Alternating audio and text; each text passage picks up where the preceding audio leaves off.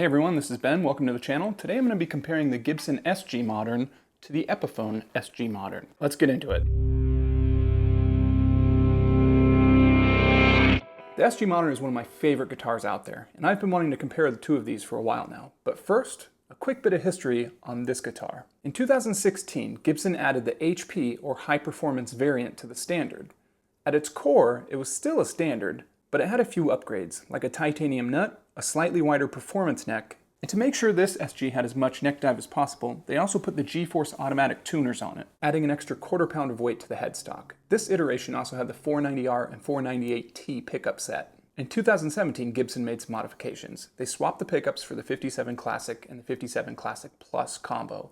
Somebody in marketing was also able to convince everyone that chrome was all the rage, and now this guitar was loaded with it. Chrome top hat knobs, chrome tuning buttons, chrome pickup rings, chrome pickup selector tip, and a chrome truss rod cover. Gibson also replaced the large pickguard with a small pickguard, and they moved the backside strap button to the upper horn. The guitar now had this odd retro-futuristic look to it, kind of like that Mustang in Back to the Future 2, or like it belonged in a Disneyland Innoventions showroom. The guitar of the future! In 2018, Gibson again rewrote the script and made the SG High Performance its own model. The normal mahogany body now had a 3/4 inch maple cap on top. They also got rid of the cheap looking chrome pickup rings. I mean like gone, like no pickup rings at all. It was actually a pretty slick look. The pickups were height adjustable through screws on the backside of the body. Gone were the traditional finish options like ebony or heritage cherry. The new choices were a little more contemporary.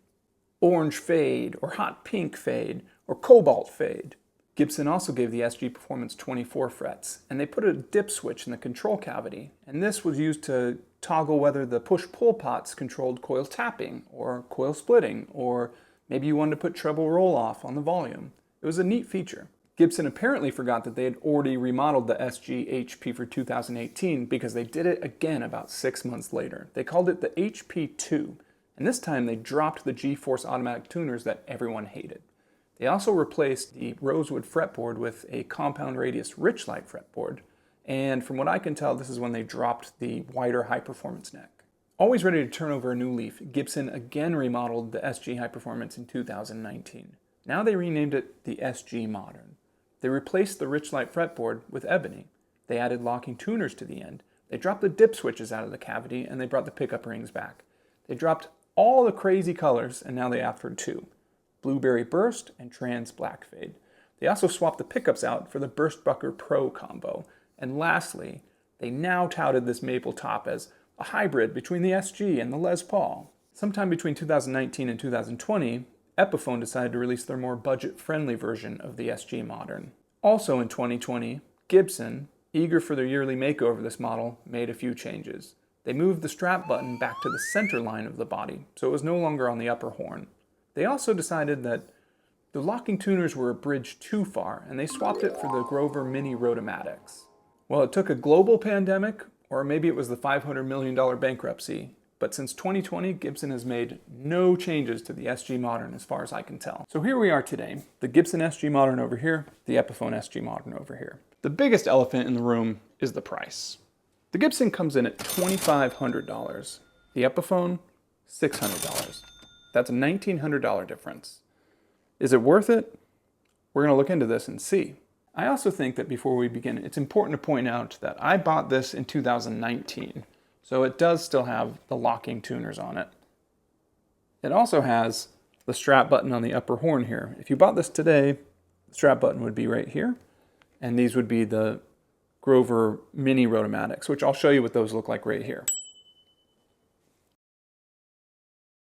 You'll notice that the Gibson gets a nice hard shell case, a nice plush interior with a double neck rest, and of course, the Gibson Gold warranty card. Inside the pocket, a Gibson strap, a Gibson polishing cloth, and a Gibson goodie bag. The contents: quality checklist, the owner's manual, the Gibson tool, the Gibson pickup selector poker chip, and of course, the Gibson baby photo. The Epiphone comes wrapped in plastic in a cardboard box. Yep. Oh, the case candy? Stickers! I mean, like, tons of stickers. Like you're the #1 Epiphone fan stickers. There's also a toe tag that says featuring Gibson strings, and then a warranty card as well as an advertisement for some online guitar lessons. The first thing anyone notices about the SG Moderns, I think, is the flamed maple tops. The Gibson has a AA flamed maple cap. The Epiphone has a AAA flamed maple veneer. When it comes to the bodies as a whole, they have the same general shape.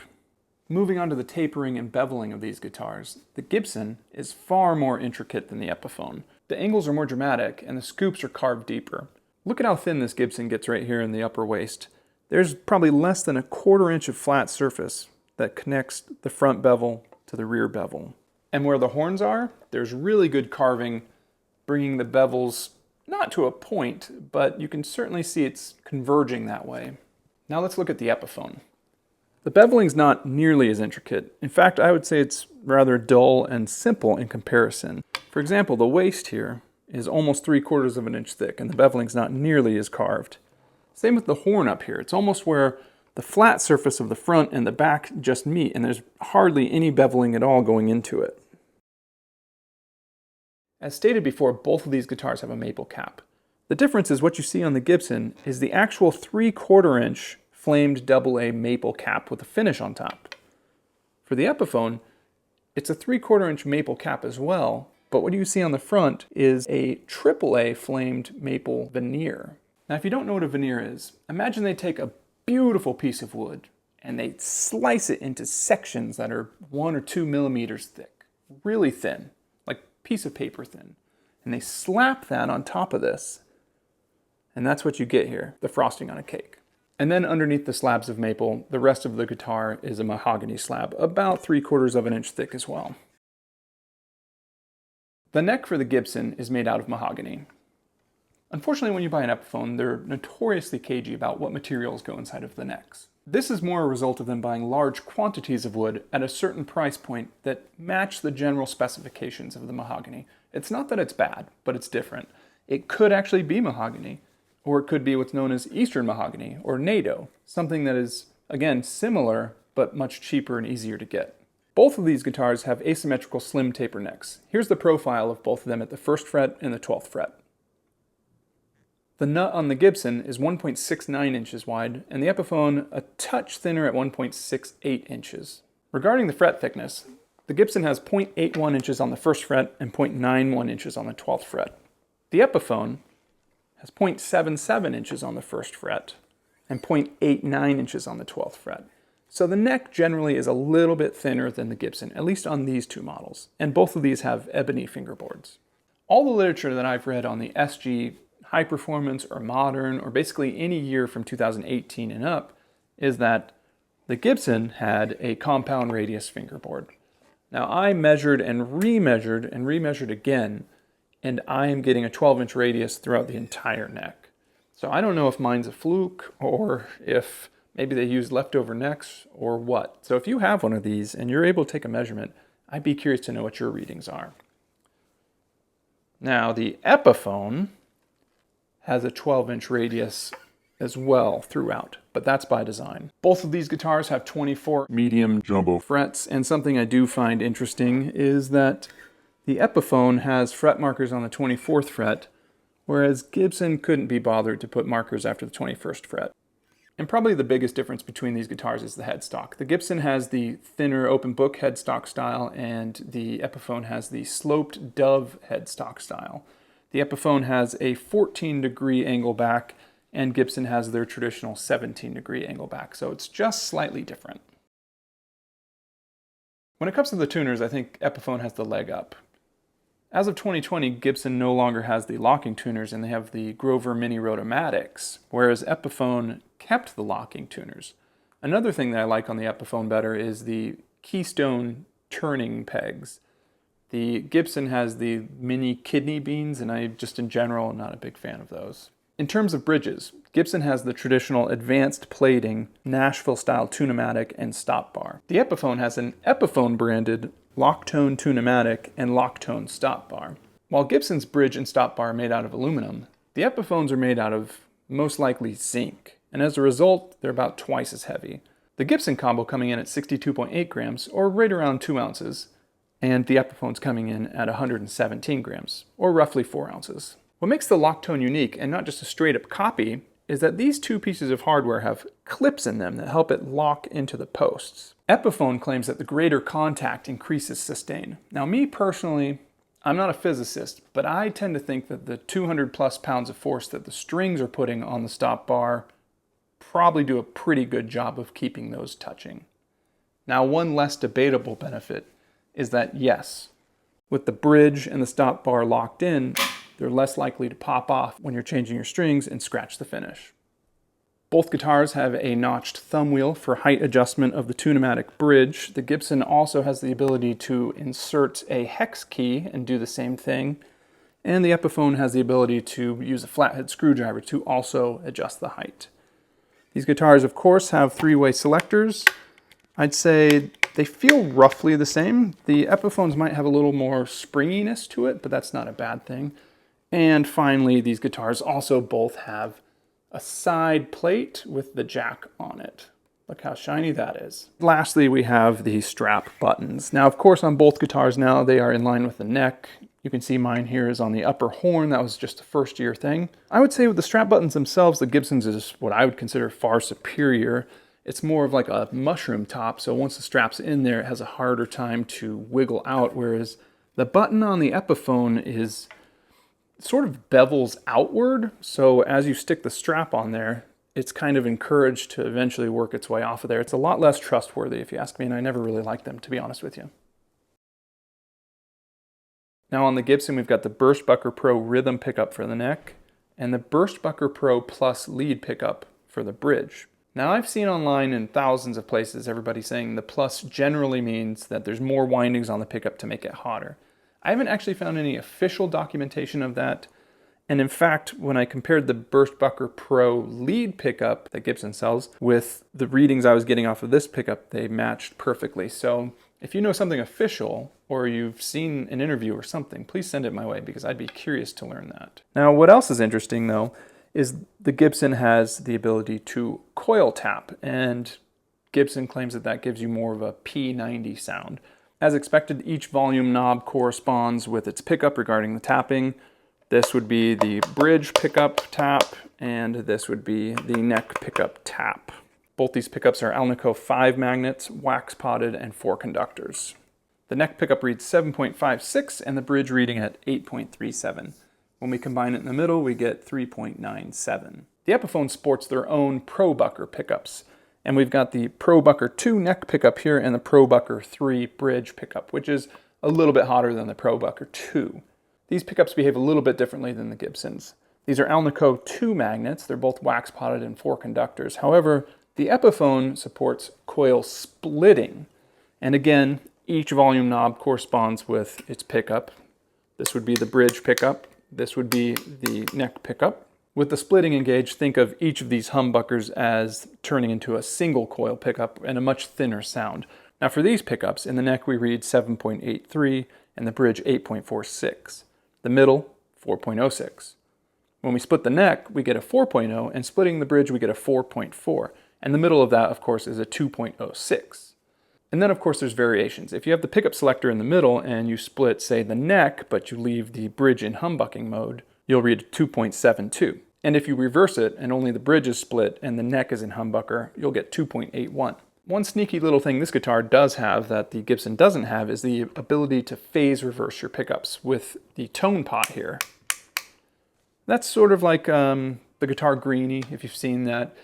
It'll make the sound a little more interesting. It's hard to describe, but I'll show you at the end of this video when I do the sound test.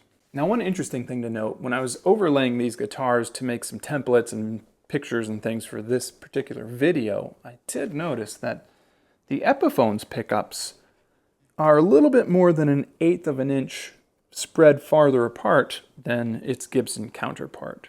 I don't know how much that alters the sound, but I did find it a little interesting. Moving around to the back cavities here. On the Gibson, we see orange drop capacitors, a nice touch. Those are 500K pots, and then of course the 2 push-pulls.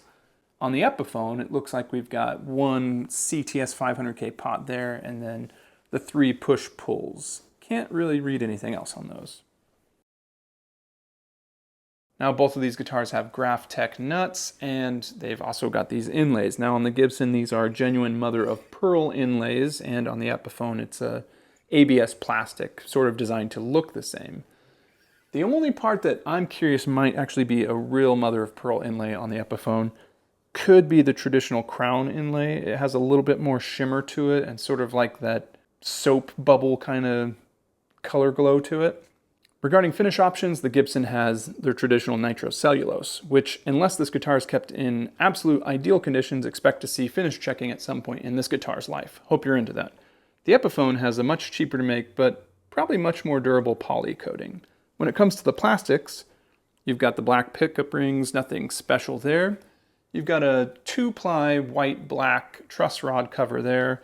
You've got the black plastic pickup selector cap there, and you've got these clear top hat knobs.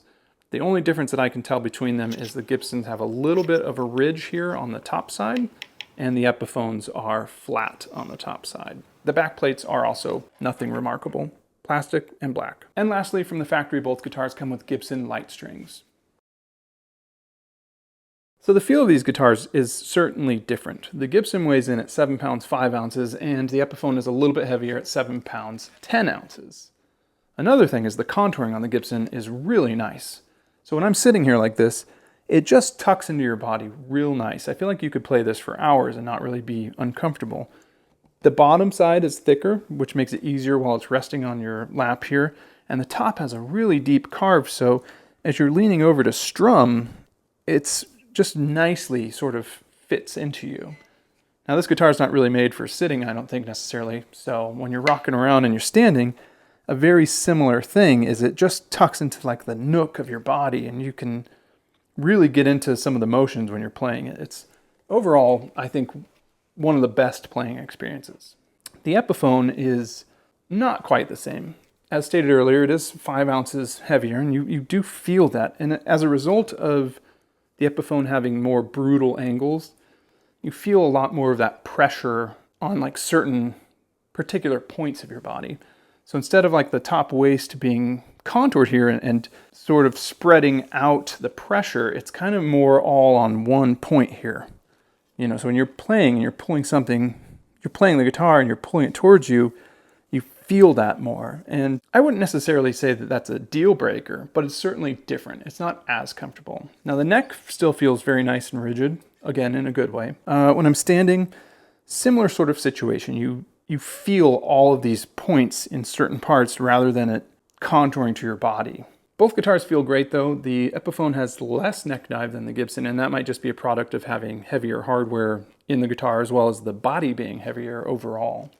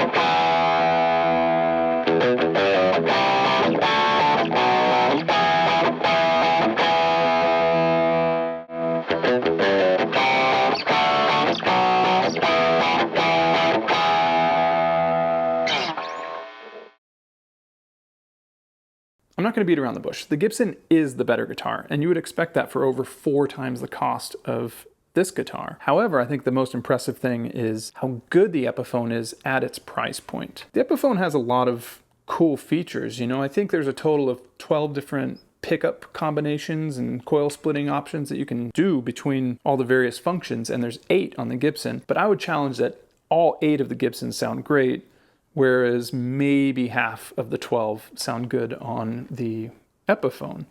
A prime example of that, I think, is the coil splitting.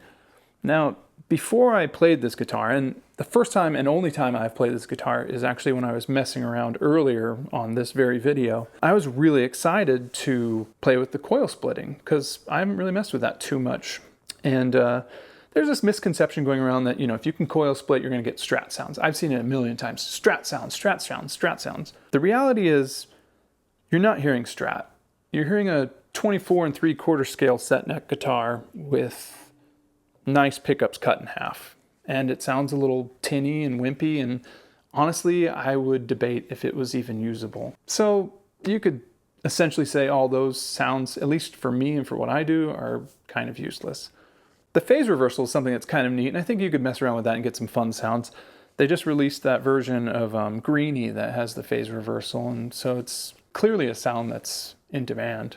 Now the fit and the feel of the Gibson is better too, I think. The contouring is much more precise. I really like that, but I have spoken to people that actually like the big chunky nature of these Epiphones, and if that's for you, that's cool, man, cool beans. But for me, I really appreciate all the effort that's gone into the carving here. And there's just a lot of tiny little quality things too that I think are better on the Gibson, and that shouldn't surprise you again at that price point.